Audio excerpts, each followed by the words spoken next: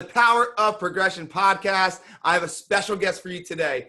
This guy is going to impact your day, your week, your year, and your damn life. His name is Julian Rosen. Let me tell you a little bit about my man. So from an extremely deep depression and massive anxiety to creating processes on how to overcome them so he can step up and live an authentically fulfilling life while building an impactful business in an unbreakable body.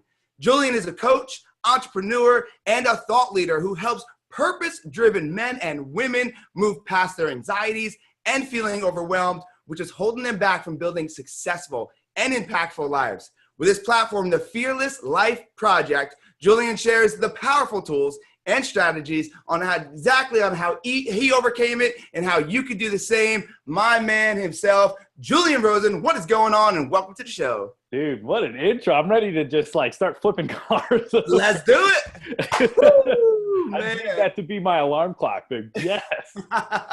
Yes, we'll just get it on replay, brother. Replay.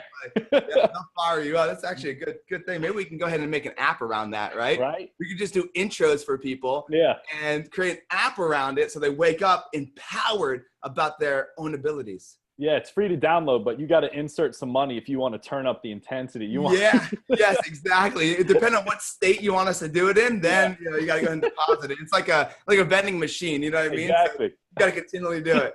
I love it. So, Julian, man, thank you so much for jumping on here, and I appreciate it, guys. I met Julian through a mutual friend, Cody Jefferson, who he's gonna be on the podcast as well. Phenomenal man, embrace the lion, absolute beast in every area. And I'm glad that we made the connections and we have similar synergies, similar stories.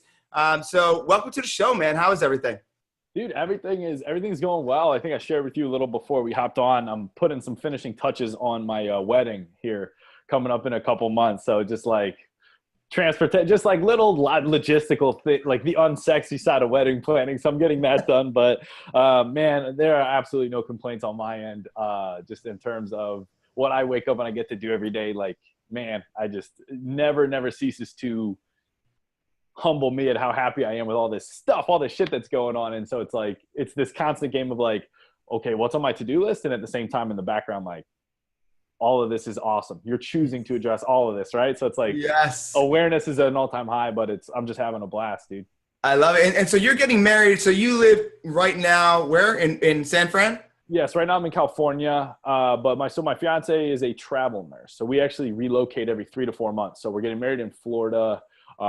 Before this, we were in LA. And then after Florida, we actually don't find out where we're going until 3 to 4 weeks in advance. So it's exciting kind of. Dude, it is. And it's it just gives me a real no-nonsense chance to practice what I preach in terms of, getting a little comfortable being right? All these things. It's dude, try moving every 3 months and finding a new workspace, a new gym, creating a new community, a new rhythm, right? But it's cool. It's going to be, once this phase of our lives is over, we'll look back on it really fondly and be like, hey, at least we got to see all these cool places and do some cool stuff, Yeah, absolutely. And you're planning a wedding that's not local to you. And if you need any advice, let me know. So we're out here in Dallas, and my wife and I got married on the beach back home in Jersey. So we know what it's like to plan a wedding that's not anywhere near where you're located. A remote. Yeah, dude. Yeah, it's a beast, brother. It's a beast. So thankfully, my wife was able to kind of take the ball and roll with that. And I just, nodded my head, yes. And it read a lot of reviews. Just read a lot of reviews. You're like, okay. That's it. I'll take your word for it, Yelp. Awesome, brother. So I want to dive in here and give a little context about who you are. Let's talk about the beginning, right? So we'll get into what you're doing now in a little bit. Yeah. But Julian, where'd you come from? Tell me a little bit more and tell my audience about your upbringing and kind of what that looked like. Yeah, so I grew up in Akron, Ohio. So LeBron James, right? I grew up there, a couple miles from there. And actually growing up, competing in sports, had a really, stable childhood, a couple sisters, happy family. But I mean, everybody has their problems, but nothing catastrophic. And I remember I ended up playing football in college, and I just distinctly remember my senior year of college after a game, my mom, we won, right? We're all super pumped. My mom's like, hey, I need to tell you something. I just want to go hang out with my buddies, right? She's like, come here. And then she's just straight up. I remember it. She's like, hey, I have triple negative breast cancer. I think it's going to be okay, but I just wanted you to know that. And And the reason why I remember it so distinctly is because, like, you know, when you graduate college, it's this time when everyone's like, all right, go be a grown-up now, go figure it all out, right? And so here I was, actually, when I graduated, went home and really to help her, support her any way I can. And so what ended up happening was I basically just got a front row seat to like the destruction. Like there was no ray of hope in this entire 12-month process. And then, you know, unfortunately she passed like right before Christmas time. So, you know, this is when things got really dark, because growing up, I was, and I think a lot of us are, we get susceptible to these funks that last like a day or two, or sometimes a week. And, you know, I would get into those every now and then, but nothing bad. And, you know, after my mom died, I felt myself, you know, getting into these funks that would last 4 days, a week, a month. Right. And I was like, shit, this is not good. And then, you know, before long, I was just like, man, I remember I would try to stay awake as long as I could, because I hated waking up. Like that's where it got to that point where like I hated when my alarm went off, because I had to go live another day. Right. And like, I wouldn't say I got to the point where I wanted to end it, but like, I was like, where can I hide? I can't do this anymore. And, you know, I would literally go to a job I didn't like. I would get home, scream into my pillow until I fell asleep. And like I said, just like my alarm would go off and I'd be like, I can't believe I have to do this again. Right. So it was just not a very fun place to be, especially, you know, again, you have this depression on one side and then you have this pressure on the other side. Like, okay, well, go build your life. What are you doing? You're a grown up now. Go do this. Right. So I found myself really afraid of the future, afraid that I had to measure up to something that I didn't even know what it was. And then also depressed in terms of, dude, I lost this person. There's some darkness going on inside. Like, what the hell do I do? And really what frustrated me the most, I was like, besides medication, there's no manual for this shit. There's no book. Like there's counseling and there's therapy, and I get that. And I utilize those, and I believe those do help you to a certain point, but those are really to just help you create peace of what is. But like, I wanted to move forward. I wanted to build. I wanted to transform. I wanted to transmute this pain into something bigger, because I knew that's why I've always had this calling of something. And I think a lot of people, if you cut out the noise and the bullshit, you'll feel you're called to do something too. Right. So it was just this perfect storm of like depression I didn't want to be in, anxiety and fear of the future I know was holding me back, and this potential that I was just keeping trapped because of my own stuff. And there wasn't like, I was like, and I told you this, man, we learn all this shit in school. We never learn how to interact with our thoughts. We never learn how to interact with fear, physically, mentally, physiologically, hormonally. There's so much to this. And we don't have the playbook to our own brain, right? We don't have the playbook to our own body. And that's really where the Fearless Life Project started. That's really when I started this journey of, okay, well, let's go see what's happening behind the scenes, right? Behavioral science, let's get into there. Evolutionary psychology, let's see why we fear the things we fear and why we do the dumb shit we do. Let's see how to actually transform, right? And that's when things just really took off. And, you know, like some people are really passionate about sports. Some people are really like, I geek out on like, hey, your neurochemistry is off. Here's how you fix it, right? Like, hey, there's this thing called neuroplasticity and your brain can actually rewire itself. Here's how we do it, right? Like, and I'm sure you geek out on the same things. It's like, this stuff is just so just day and night. Just like, I was like, where was this when I was growing up? I wish I learned this instead of fucking algebra, right? Like, so fast forward to what the Fearless Life Project is. It's my way of basically giving a step-by-step process of like I said, here's the playbook to who you want to become. Here's what's actually going on. You're not broken. You're not defective. Your brain and your body are doing what they were designed to do to keep you safe. I just air quoted if all of you are listening, right? Like I do that all the time, and it's like things that don't even need to be air quoted. So it's all good. I'm like, yeah, you know, like taste John Marone. Like your name is. Yeah, John. I was like, I just look stupid. I'm just burning calories. Calories. Yeah. So it's like, so really that's like my mission every day when I wake up. It's like, how can I help somebody see this? Because when you do think you're broken, when you do think you're defective, when you do think you're the only one doomed to do the shit you're dealing with, that's when you lose hope. That's when you get into a dark place. That's when I believe depression and anxiety really set in a deep way. So that was my long-winded way of saying, right? Like, basically I created the Fearless Life Project to be the bridge that I wish I had to cross when I was at my darkest point. Yeah. And do you think that when you lost your mother, do you think that was the darkest point? Do you think it was watching it all? What do you feel was the darkest point? And it's probably hard to put an actual date on or anything, but what do you think? Yeah. So I actually think it was, and if anyone who's, I mean, I'm sure everyone listening has lost someone at some point, but like when you lose someone really, really close to you, like it's shocking. And then it's just go, go, go with like funerals and people dropping off meals and flowers, right? And all this stuff, especially when it's an unexpected death. And then the dust settles and the real darkness really hit me when it was like, okay, go be regular now, right? Like you had your couple weeks, everyone sent you cards, right? Like, hey, like that was like a month ago, man, right? Like it's January, let's get going, right? Like that's when I was really just like, I'm thinking that I want to do something right now with all my might, my body will not move. Like I felt paralyzed, right? And so it was really kind of like once the dust settled, once I was alone, like everyone had gone back to their things. I was living in Washington, D.C. at the time, right? I remember this shitty studio apartment where I was just like, oh my God, like this is where I go every day, right? But so it was really, like I said, like once the dust settled, I was alone. And like I said, I just had like this idle time where it was like, what are you doing, dude? Like, you don't want to stay here. This hurts, but like, I felt like I didn't have a next step to take. So I was like, shit, is this it? Like, is this like, I go to work and then I come home and do this. Right. So it was really, like I said, like that month after that, it really set in like,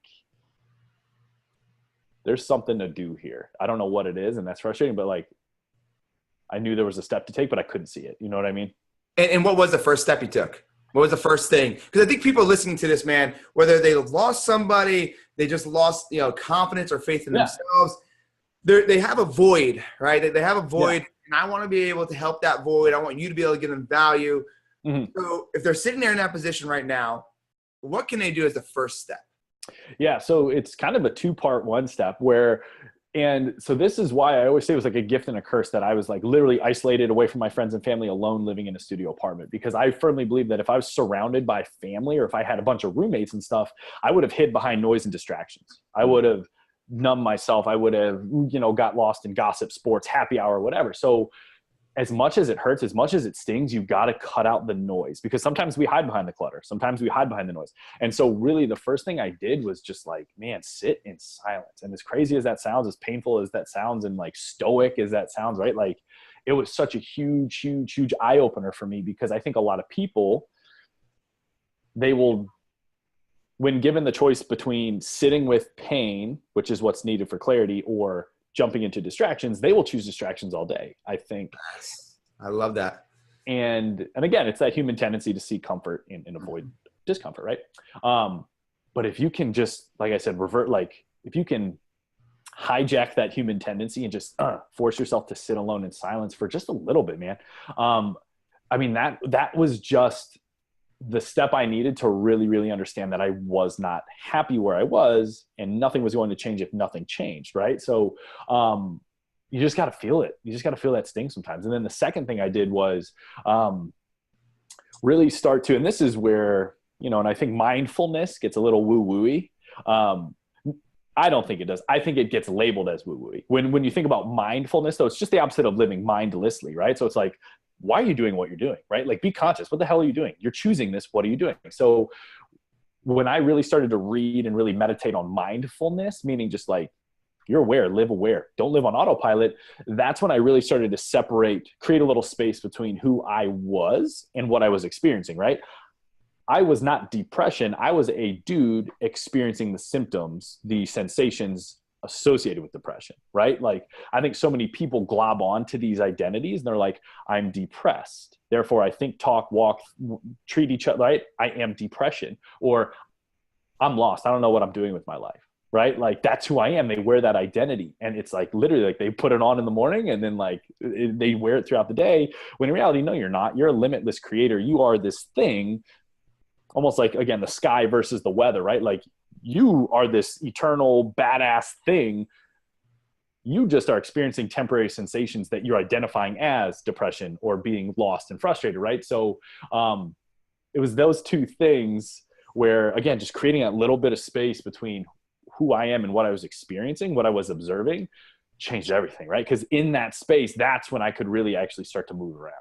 That's awesome. What I love you said is that sit in silence, right? Yeah. And I talk about, stillness. Mm-hmm. And some people call it meditation, right? Yeah. It's where you could just full stillness. Yeah. Yeah. You can just be in a self-reflection mode, and then take action afterwards. What would you say to yourself if you went back to you looked at yourself in that apartment, hands on your head, asking yourself, what the hell am I doing? Yeah. There's more. Like, you going backwards, what would you say to that person right now? Like, what's the one thing you would just blatantly say to him, and whether it hurt or didn't hurt? Yeah. So I would just say, like, because in that moment, right, like, that was the worst thing that had happened to me up until that point, right? Like, I could not conceptualize how this was good, right?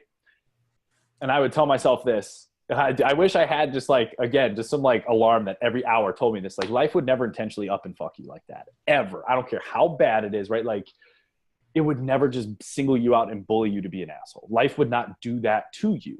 You can choose to take on that mindset and believe that. But from what I've seen, crawling out of that dark place, I know for a fact, and I'll defend it to anybody, life doesn't act that way. The world doesn't act that way.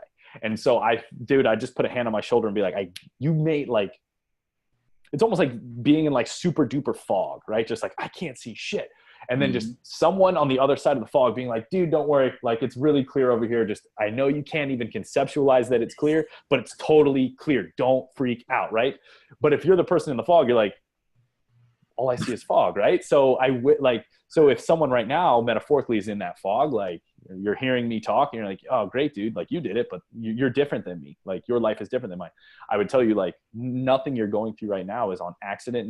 Like, life isn't bullying you. There's something here to be had, learned, and grown from. Like, dude, trust that, and let that fuel you on those days when you're like, today's the dark day, right? Like, let it fuel you in that. But, like, does that make sense with, like, if you're in the fog, like, the fog analogy is like, you can literally visualize it, because I remember myself doing the same thing a lot of times, right? Sitting in a motel, sitting in jail, living in my car. There's a lot of fucking fog around me.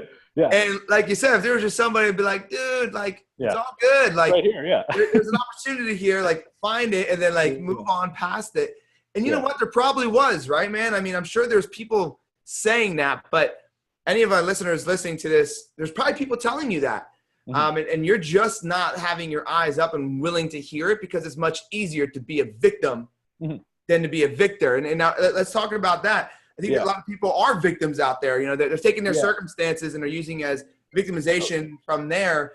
They're not taking action. They're living and creating this life that's really a false belief because of the victimizing that they're doing to themselves. So have you ever dealt with that, being the victim, and how'd you overcome it? How can people overcome that feeling of being the victim? Besides, first off, you got to be self-aware and realize when you are a damn victim. That's the first thing. I think everybody's a victim with a lot of different things in our life. So let's start there. We're self-aware. We know we're a victim. How do we change it? Yeah. So, and I remember distinctly, like, I remember, like, being in this total victim mentality where, like, I would just bitch about everything. I would drive through, on my way to work, I would drive through a bad neighborhood and I would look around and I'd be like, man, like, not only does my life stink, like, look at all this, like, these poor people too, like, oh man. And I would, like, take on this group victim mentality. I'm like, we're being wronged, right? Like it was just so outrageous, but, like, it's so easy to do that. And I always bring it back, like, again, because it's almost like the boogeyman, right? Like, if you have this thing in your head that's scaring you, and it's like, the second we can shine a flashlight on it and you can see exactly what it is and why it is, it loses a lot of its romanticized power over you, right?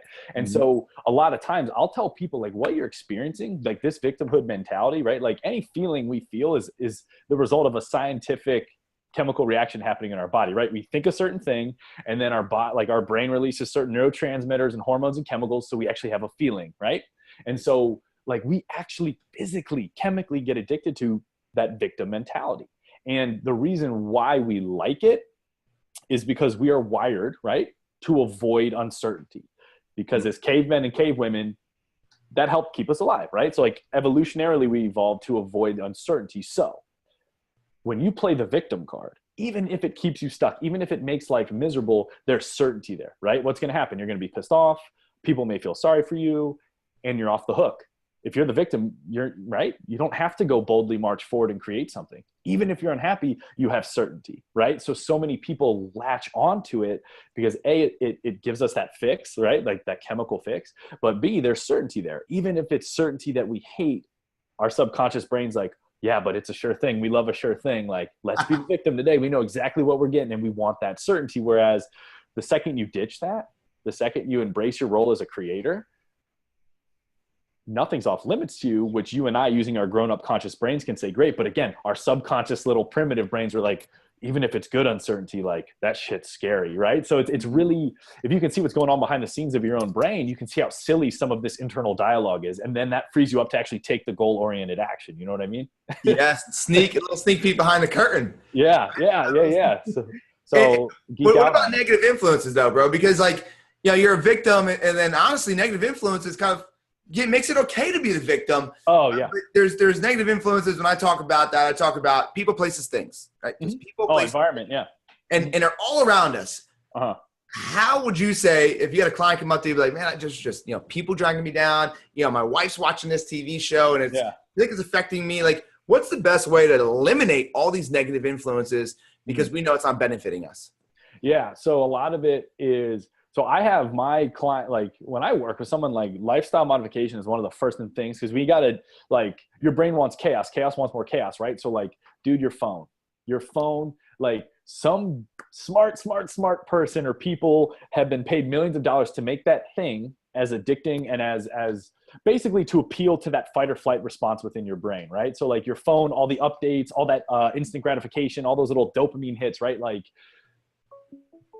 they can you hear that? Yeah, as it's going off now, right? It's all good.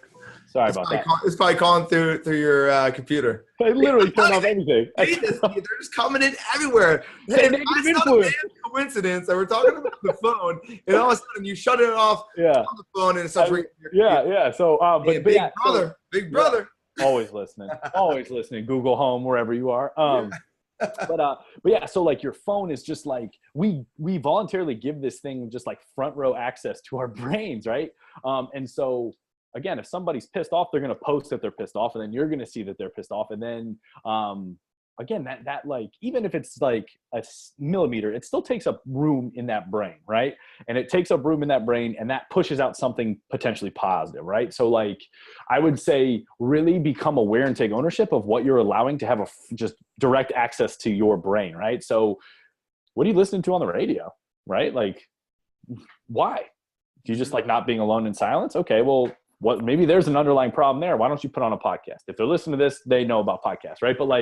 But also, again, you can control the stimulus. You can, without a doubt, like that's the easiest one. Now, people, right? Relationships, friend groups, whatever, that one's a little bit stickier because we're taught that, right? Like whatever, like, loyalty or, authenticity, whatever, we're taught that, if they're your friends from when you grew up, like they got to be your road dogs for life, right? Like it's just a rule that you can choose to believe, you can choose not to believe. And it really comes down to asking yourself this question, like, what is the life that you believe you deserve, right? Cool, boom. This is what that looks like. Now, if you step up and assume your role as that person, that's going to call bullshit on some of the relationships in your life that aren't suited to accommodate that type of person, right? And so it's really like, you can't have both, right? Like if you want to live your greatest life, and there are people in your life currently that aren't supportive to that or will drag you down if they see you climbing towards that, you can't have both. Which one do you want? You can please the people, but if your time and energy is going there, you're going to grow a relationship that doesn't serve you and put your life on hold, right? So it's like, I'm not trying to be the jerk that says, go get rid of your friends. But again, once you're clear on your goals and your values, you have a filter now, and you can say yes or no confidently based on if it serves your goals and values or if it doesn't. And if there's a relationship that doesn't, the ball's in your court. None of us can make that decision for you, right? So true, brother. Like talking about, they're going to pull you down. I talk about the world we live in is a bunch of crabs. Yeah. Right? Oh, dude, yeah. Have you ever had a bucket full of crabs and one tries to get out? What happens? Bam! And they're pulling, they break his ass, break his leg, pull him down. Like we live in a world full of crabs. And unfortunately, a lot of times those crabs are people that we've been around all of our life. And we hold on to these memories versus, going ahead and creating new ones that are more powerful, more impactful, and more value adding. And we just hold on to the past. I'm glad that you brought that up. But you said a key word, values. Yeah.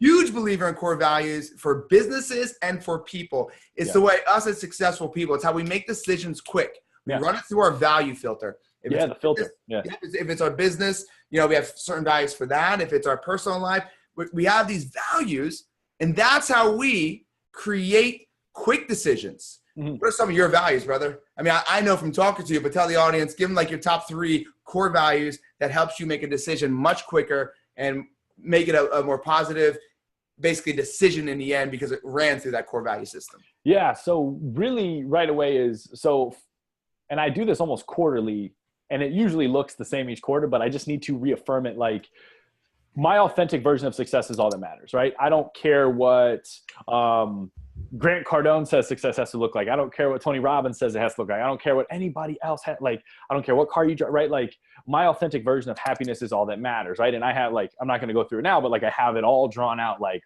what it looks like personally, professionally, financially, what I stand for as a business, what I stand for as a person, right?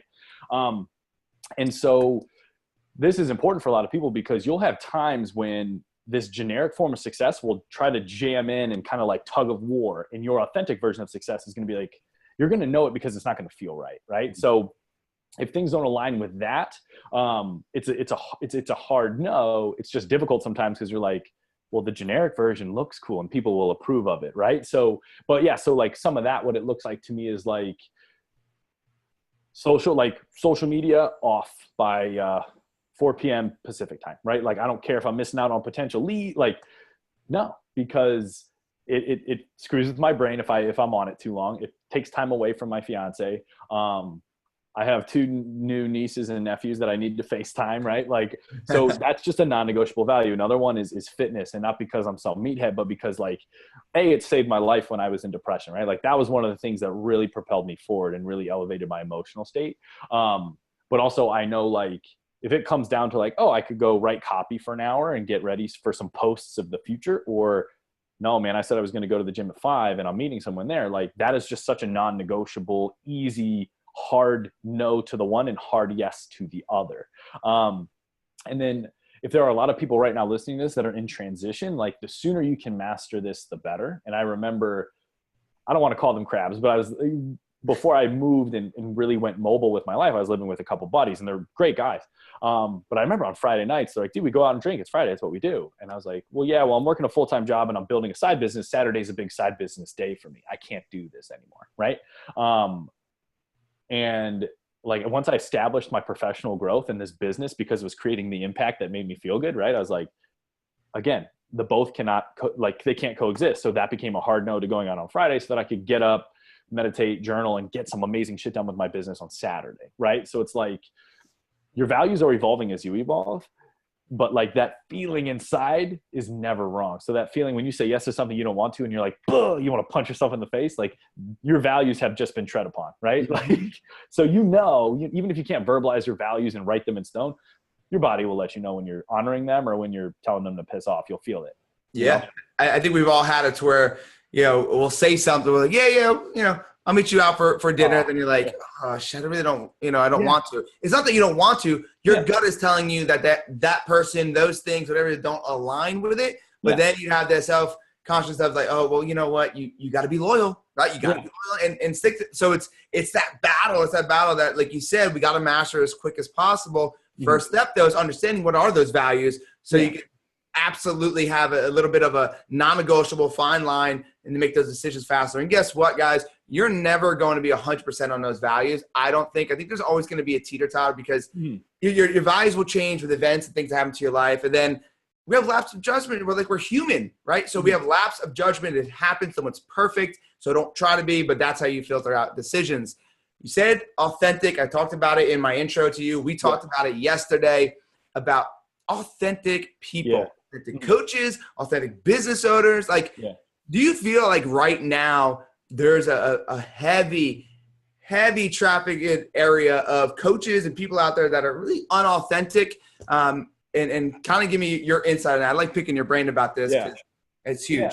Yeah, and the reason I can speak about it and the reason I get heated up about it is because I've seen kind of what happens when you try to play the part you think you have to play. And also I've seen what happened when, because of savvy marketing and copywriting, you invest a large sum of money into someone you think is authentic and they're not, and you're left high and dry. Right. So here's the thing, right? Like, similar to how your phone is engineered in a very specific way to get your eyes on the screen as much as possible, right? There are people, marketers, and I'm not like villainizing them. They're great at what they do, but like they're copywriters, marketers that know how to portray and emotionally write things in such a way that are going to draw you in. So when in the right hands, wow, it's like Superman getting Batman's belt, right? It's like, wow, awesome, right? Like now this guy can communicate more powerfully, but there are also people who are in it for the wrong reasons, right? They get into coaching because they're like, oh, cool, I can work on my laptop and tell people what to do and make money. It's like, hey, douchebag, it's not even close to that. Like this, like, you know what I mean? But like when I first get like, you know, when I was starting this side business, right? And it was a fitness coaching business. And I was like, okay, I just want to help people change their lives. Now I invested into this program and a lot of the sales techniques were just, I thought, misleading. They disregarded my values, but right. I was so eager and so desperate to be, and here come the air quotes, successful, right? That I was like, screw it. If this guy must be right. This guy must be right because, you know, he drives that type of car. And I think that's cool at the time. Right. I mean, like fast forward, I'm going to spare you the story, right? Like it obviously didn't work. It didn't work because it wasn't who I was, right? I was spouting bullshit I thought I had to say. I was drawing on the wrong people. Like it just did not work. Happy ending, right? Like once I put my foot down, I was like, screw it. This is who I am. Everything started to change personally and professionally. And then once you get that alignment, that authentic alignment, like shit feels good, man. Life feels good. Life is fun. But when it's not, the best way I can relate it to is like trying to drive with the parking brake on. Like you can just throttle it, foot to the floor, and you don't go anywhere. And it's just sloppy and inefficient, right? It's because you're working against yourself, right? Like you're trying to push forward in a direction that you weren't created to go, right? And so like, you know, it's just such like, I don't want authenticity to become like that buzzword that gets thrown around, like synergy or whatever, right? Like it is so fucking important, right? It's you standing up and being like, there's one of you and there's one of you for a reason. Like own that. Like don't let anyone think that you are less than. Like own that. There's a lot of power in that, personal and professional. You know what I mean? Yeah, absolutely. And fake it till you make it. There's that word floats around, brother, yeah. and I am not a fan. I've done the same thing you did. I try to fake it till I make it. And, you know, you try to be something to everyone and you end up being nothing to everyone. But more importantly, you become nothing to yourself. And even if you get to the success, you realize it doesn't feel as good. But let's talk about success and let's talk about being an entrepreneur. And people have this idea of it like just being this glorified thing, and he gets to travel the world, right? And he gets to just work on his computer and do whatever he wants. And people are trying to start this business for that lifestyle. Now, I'm not saying that's a wrong lifestyle that you want to live, right? But what I want to do is get to the nitty gritty, like entrepreneur lifestyle. Somebody that travels 3 times, a year, 4 times, 5 times a year. Who the hell knows? Now let's like the real ugly. Talk to us about the messiness. Well, dude, like the realness. The internal shit follows you everywhere, right? You can't outrun it. So I was telling you this, and for everybody listening at home, right? Like, I scaled a 6-figure business. I was living in Hawaii. Like, Hawaii, wow, so awesome, right? Beautiful fiance, living on the beach. Dude, I still woke up fucking miserable. What? Right? Like, because the external things are simply amplifiers of what's inside. So if there's chaos inside right now, money's not going to fix that. If there's a lack of wholeness or lack of authenticity inside right now, building a business and drawing clients in is just going to amplify that lack of authenticity and that empty feeling, right? Like it starts inside. It's this internal shift. And the reason why, like, I think it's so important for guys like you and I to really stand up and evangelize this is because, like, all the cool shit will show up, but it's not like, right? But like, it's the internal clarity of who you are and the amplification of your own personal power. That has to happen first. And everything else is just the world reflecting back to you how powerfully you're standing up, right? Yes. And so, but there's so many people who are like, no. Once I have the thing, then I'll give myself permission to stand up and everybody wins. It's like, no. The thing will amplify what's already inside. But the second you take ownership and amplify what's inside, you will more easily be able to obtain the thing, but it just won't define you anymore. Like, you know, so it's like this ironic kind of, I don't even know what to call it, right? But it's like this, it's a paradigm shift, right? It's like, dude, it starts inside. It all starts inside. It's just, that's not the sexy shit that sells right now. It's like, no, I want the thing first, and then we'll talk about feeling good about myself. It's like, you know, the second you start feeling good about yourself and claiming yourself as a creator, then the things you want to create will happen, right? So it's like, it's always, man, I feel good about myself when I get the Lambo. I feel good about myself when I do this, I do that. And Jim Rohn talks about it. Success is attracted to the person that you're becoming, right? It's not to a thing. It will attract to the person you're trying to become. I mean, I just think people get this mixed idea of what an entrepreneur looks like, and success is defined differently from every single person that I speak with, and as well as you do. But we have to not be the next Tony Robbins. We have to not be the next Ty Lopez. We got to be the first John Marone, the first Julian Rosen. Like, that's who we have to be, because that's where you're going to find the most success, the most happiness, and progressing daily to create that ultimate version of yourself. And it's just hard with all the shiny objects out there, you know, the Instagram models and the Lambos and hey, look at me, I'm in my garage right now with my Lambos, and they may or not, you know, they may or may not be mine. Yeah, I mean, hey, here's so it's just, you know, a lot of that out there. And, you know, by all means, like, if you're changing lives, that's fine. And one thing I get upset about is those people out there. And if I offend you, I'm not sorry, because this honestly annoys me. When you post a check out there, post a check of just made $25,000, just made, cool. Like, I'm glad you're making money for your family. Like, that I'm not mad at. What I'm mad at is that you're talking about the money versus what kind of impact did you have with that 25,000? Did you make an impact with it? Did you do something that created an impact to make the money? And I get why people do it. We tend to do it to fall into the trap of marketing versus being authentic, right? And the realness of it. Because let's be real, that $25,000 check, probably 15,000 of it goes somewhere else and doesn't go actually to you. So because people will post like their Stripe account on the back end, right? And again, it's just it's not authentic. It's very misleading. Like, you're not talking about the self-doubt. You're not talking about the anxiety. You're not talking about the sacrifice that you had to make to get there, or the years that went into that. You're talking about the magical email template that made 10,000. No, bullshit. No, that's not how this works. So stop talking about it, right? And I get it, right? It's like, success leaves clues. Look at other successful people and mimic them, but it's not replicating. Right? It's mimic their boldness, mimic their authenticity, right? Like, mimic how zero fucks they gave about being anything except themselves. That's what it means to, like, mimic what they're doing, right? You know, and then, if they're good at like a Facebook algorithm, like, hack that, right? But mimic their fucking ownership of who they are, right? Like, because if you try to take their stuff and make it work for you, you're literally taking this potent, explosive awesomeness that is you, and you're watering it down, man. And you're just making it just like this murky shit, you know? And you know what's happening is that you're creating these people who want this instant gratification, and all that's creating is long-term regret. And it's really hurting their family. Like, let's just be honest here. I feel like you post your Stripe account, people say, oh, what are you doing? Oh, I do this. Okay, let's do it. Then they lose all their money, or they lose all their time, or they go all in when you don't work on the person first. Realizing if they need to be worked on before anything else, internal before external. It's huge. It's talking about habits. What do you feel like if you were in front of a crowd and someone yelled, man, what's the number one habit to be successful? What would you say that would be number one habit? So, not to be a dick, to that person, I would say stop looking for the number one trick for anything, right? Because it's not, right? It's a lifestyle. But I mean, dude, for me personally, and we even mentioned this back in the beginning, man, it's anything done in stillness. So for me, it's like, I really enjoy journaling.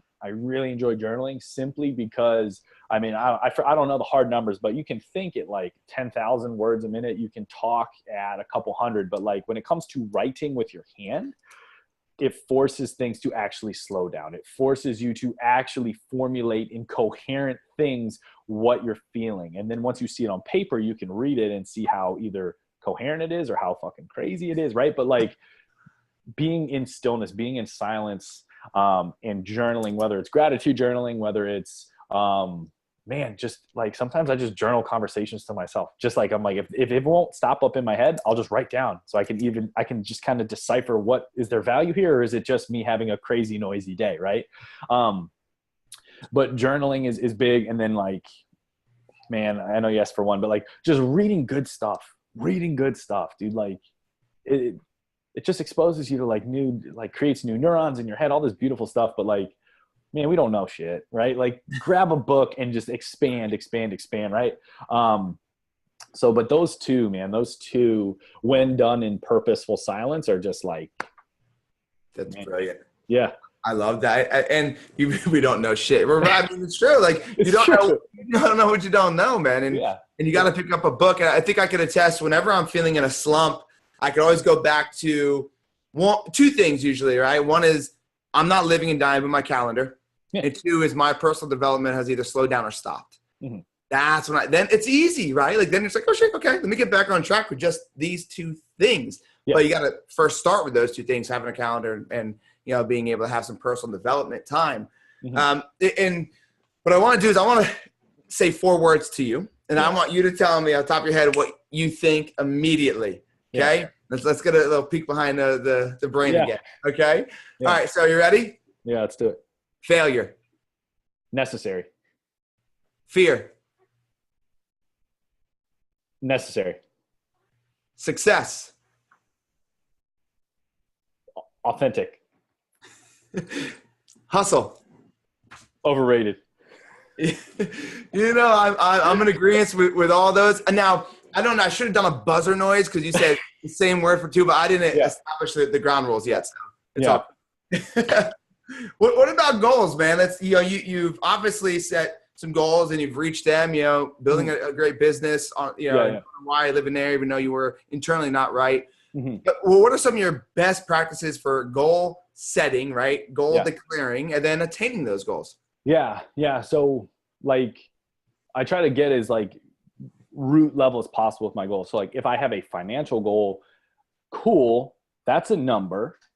Money is like a form of value. It in itself, it's meaningless, right? Why do I want that money? What is that money going to do for me? What is that money going to do for the people whose lives I want to impact? What is it going to do for my family, right? Okay, let's go a little deeper. Why do I want to impact people? Why do I want to take care of my family, my values, right? So like just making sure that when you do set a goal, it's not because you saw someone post on Facebook about it and you're like, cool, that's my goal now, right? Or, because, Gary Vee said like, hey, if you're not grinding 16 hours a day, you suck, right? Like, no, what is your goal? Why, right? And just kind of play that why game like a little kid, right? Until you can make sure that it's honoring your values. Because that's usually what we want, right? Like those monetary goals are simply because we value growth, we value impact, we value, providing for the people we care about, right? Like, so like, don't just throw a number out there because it's just a number that looks cool, that gets you fired up to share with your accountability group, right? Because then you're like, if you're not feeling it, if you're not aligned with it, if it doesn't light you up, probably won't happen, right? So it's really just like whatever it is. I'm not going to tell you what your goal should be, but whatever it is, right? Like play that why game until you can really, really be, yep, this all lines up. You know what I mean? Be that annoying kid. Why? We talked about why. Yeah. My daughter's not there yet. She will be. I'm there though. I'm there. I'm always asking why. I'm not an annoying kid. So, we talked yesterday, and I talked about get comfortable being uncomfortable, but you had said a little bit of a different quote that I loved. I don't know if you remember what you were talking about. I want to talk about something about leaning into inconvenience. Say the quote and let's talk about it because it's the same thing I say, but I think it's a crucial step to success, if not the first step. So let's talk about that, what we talked about a little bit yesterday. Yeah, and it's a slightly different iteration of like get comfortable being uncomfortable, but it's like, no, if you want to be successful and you're not successful right now, right? And remember, successful is whatever you want it to be, right? It's because you've been settling for shit that's convenient, whether it's convenient actions, convenient habits, convenient thought patterns, convenient beliefs, victimhood, right? Like it's familiar and it feels okay. You know what you're getting. So it's like, yeah, success is literally just racking up these little wins of leaning into inconvenience, because using logic, again, settling for what's convenient is usually what gets you where you don't want to be. So again, logic will tell us, well, start leaning into the opposite of what got you where you don't want to be, and you'll be where you want to be, right? It's like, but it's because I tell a lot of people this, right? Like, you've done harder things in your life. You've overcome a lot of harder things in your life. This whole transformation thing is not this, like I said, this like overly exertive, like strenuous thing, right? Like this Herculean, I don't know how to say it, Herculean.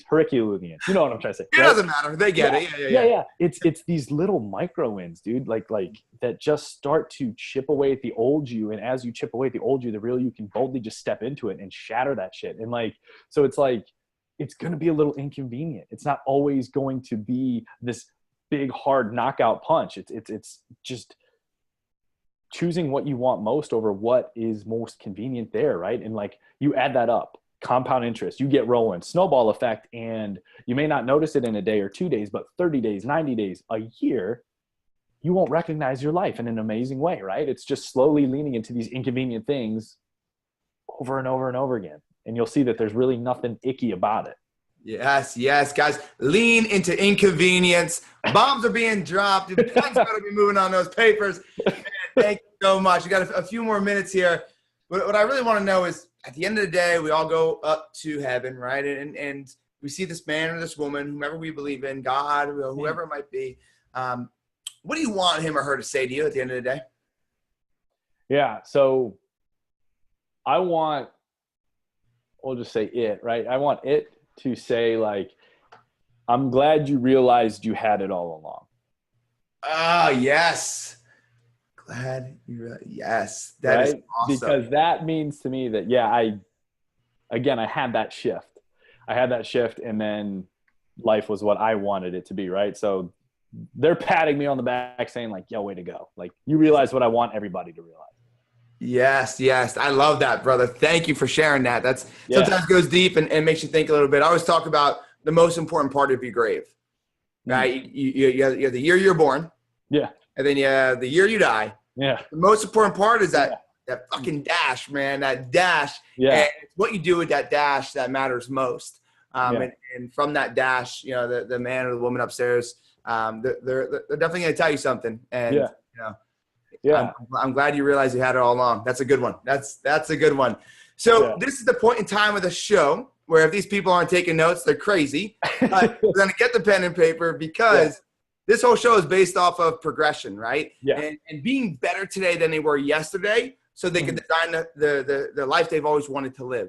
Mm-hmm. But giving them implementable things that they could take massive, aggressive, annoying action on right now in order to be better today than they were yesterday. Yeah. So, Julian, brother, what are the 3 things that my listeners, my viewers can do right now to be, actually it'll be after the episode, guys. Don't turn off yet. After the episode. Once the dust settles, Yes, exactly. After the episode, in order to be better today than they were yesterday. Top 3 things. Guys, get your pen and paper ready. I got mine. Let's go.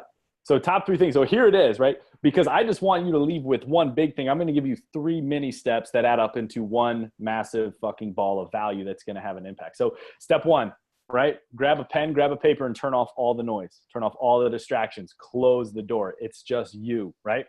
Step 2, and again, no one can tell you this but you, write down what is something, a change, an action, a conversation, a move that you have either thought about or you've been avoiding. It may scare the shit out of you, or it may just be wrapped in mystery, right? But it has not gone away. You've thought about it, right? What is the one thing you've been avoiding? Like I said, change, action, decision, conversation. And 3 is in the next 72 hours, take action on it. Big or small, take a step towards addressing that change, that decision, that conversation. And the reason I'll always give you the method behind the madness, right? We're wired to avoid change. Right? We're wired, even if it's amazing change that contains everything we've ever wanted, this little primal survival-based brain is going to avoid it, right? So just using logic, right? If there's something you have been avoiding, within that thing lies a catalyst to something incredible that you deserve. So steps 1, 2, and 3, do it, right? Like, don't even question it. Like, and it should be a little inconvenient, but do it. Like, you won't regret it. I promise you that. You'll never regret it. Lean into that shit, ladies and gentlemen. Lean into that inconvenience. I love it. 3 bombs have just been dropped. I appreciate it. I know my audience does as well. So tell us, man, tell us a little bit about the Fearless Life Project, what you have going on, where they could find you, where they could stalk you, creep on you, whatever.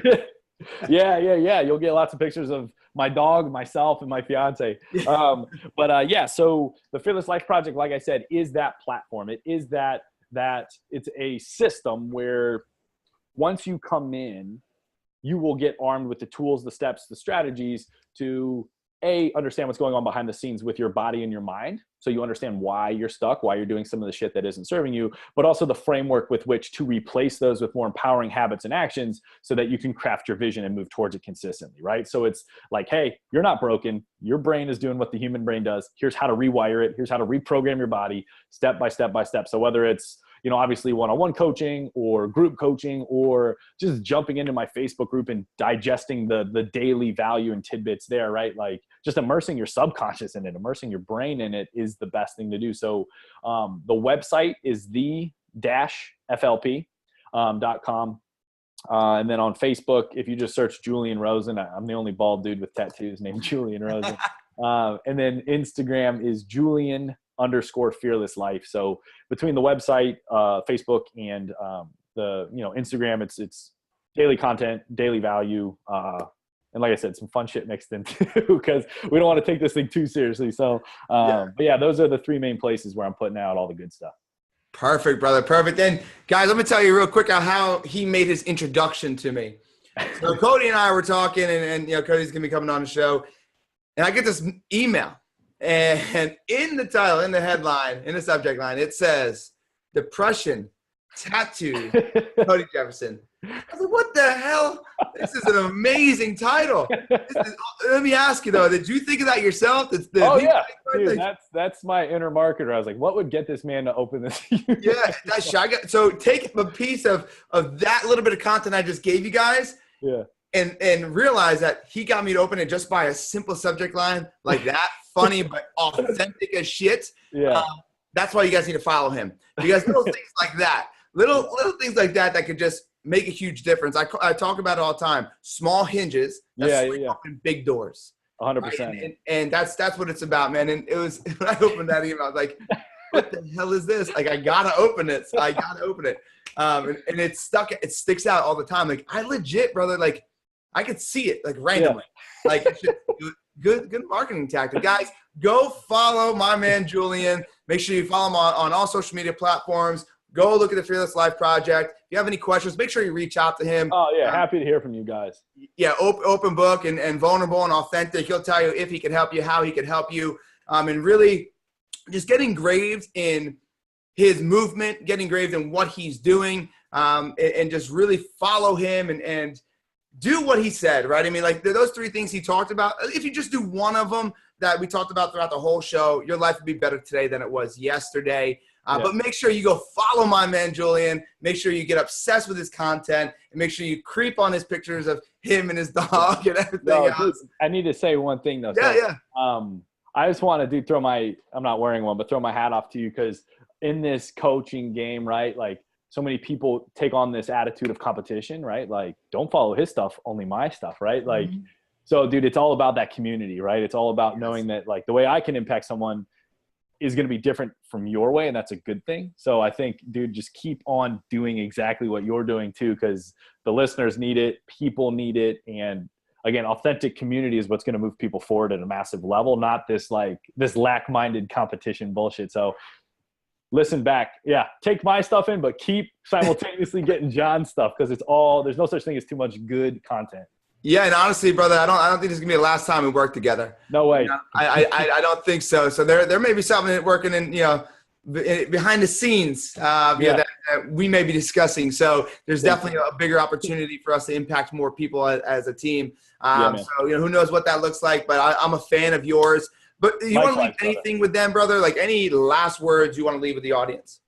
Yeah. I would just say really like become aware of the things that you are saying to yourself in your mind and challenge the shit that you did not actively create, right? Like if I say, think of your favorite food, that is a thought you created. If you wake up and the first thought in your head is you can't handle today, or you're not good enough to do it today, or you're stressed today, you didn't create that. That's just noise coming from some other source. So just challenge some of this shit. Don't be afraid to challenge some of this stuff, because it's not who you are. You know what I mean? Yes, I love it. Challenge. It's just a belief system that they've created, correct? And they just got new rules. You said in the beginning, the rules that they wrote, and they can write new rules. Yeah. And I appreciate your vulnerability. Oh man, yeah. How authentic you are, the value that you bring, the energy that you bring, which is matching my energy, which is amazing. Amazing. I love it, man. It's people are always like, man, how do you have so much energy? And I'm like, I do certain things throughout the day. Then I see you and I'm like, how do you have so much energy? Let's go ahead and trade ideas so we keep it going. But for real, brother, I appreciate you so much. Guys, go follow my man, Julian. Go to the website, go to his social media, figure out what he's doing. Keep your eyes on him. He's a rising star. That's for damn sure. And make sure you guys like, subscribe, follow this podcast, and most importantly, share this bad boy out, right? So I want you to think about somebody that could use this podcast and it could help them be better today than they were yesterday, and maybe give them a friendly reminder that, you can overcome a lot of things with certain tactics and tools if you put it in place and working on themselves.